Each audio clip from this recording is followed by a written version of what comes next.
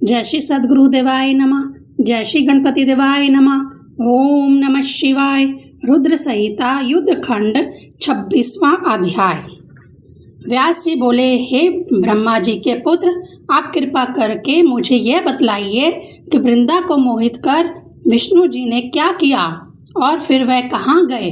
सनत कुमार जी बोले, जब देवता स्तुति कर मौन हो गए तब शंकर जी ने प्रसन्न हो सभी देवताओं से कहा, हे ब्रह्मा आदि देवताओं, जलंधर तो मेरा ही अंश था। मैंने उसे तुम्हारे लिए नहीं मारा है, किंतु यह मेरी संसारिक लीला थी। फिर भी आप लोग सत्य वचन बोले कि वास्तव में आप प्रसन्न हुए हैं कि नहीं। तब तो ब्रह्मा आदि देवताओं के नेत्र हर्ष से खिल उठे तथा उन्होंने शिव जी को यह वृत्तांत सुनाया कि किस प्रकार विष्णु जी ने बड़े प्रयत्न से वृंदा को मोहित किया तथा वह अग्नि में प्रवेश कर परम गति को प्राप्त हुई। देवताओं ने यह भी कहा कि तभी से वृंदा की सुंदरता पर मोहित हुए विष्णु उसकी चिता की राख लिपेटे इधर उधर घूमते हैं।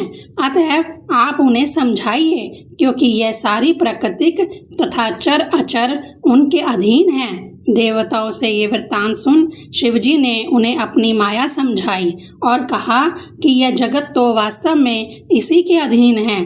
उसी से मोहित हो विष्णु भी कामवश हो गए हैं, परंतु महादेवी उमा त्रिदेवों की जननी तथा सबके परे है।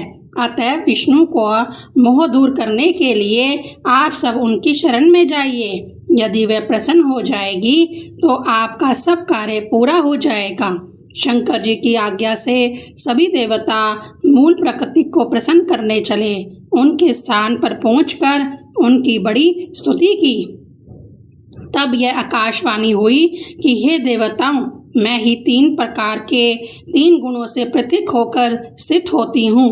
सत्य गुण में गोरा, सत्य गुण से गोरा, रजोगुण से लक्ष्मी तथा तमोगुण से ज्योति रूप हूँ। अतएव आप सब लोग मेरी आज्ञा से यदि उन देवियों के पास जाओ तो वह तुम्हारे मनोरथों को सिद्ध कर देगी। यह वाणी सुन देवताओं के नेत्र खुल गए। वह भगवती के वाक्यों का आदर करते हुए गौरी, लक्ष्मी और सरस्वती को प्रणाम करने लगे। सब देवताओं ने उनकी स्तुति की। उनकी स्तुति से प्रसन्न हो तीनों देवियां प्रकट हुईं तथा कुछ बीज देकर कहा कि इसे ले जाकर दे दो, तुम्हारे सभी कार्य संपन्न हो जाएंगे। ब्रह्मा आदि देवता उन बीजों को ले विष्णु जी के पास गए तथा उन्हें वृंदा की चिता भूमि में डाल दिया।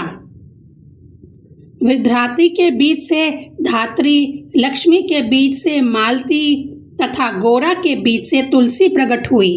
विष्णु जी ने जो ही उस स्त्री रूपी वनस्पतियों को देखा कि वह उठ बैठे तथा उनका मोह भंग हो गया और उन्होंने क्षमा याचना की।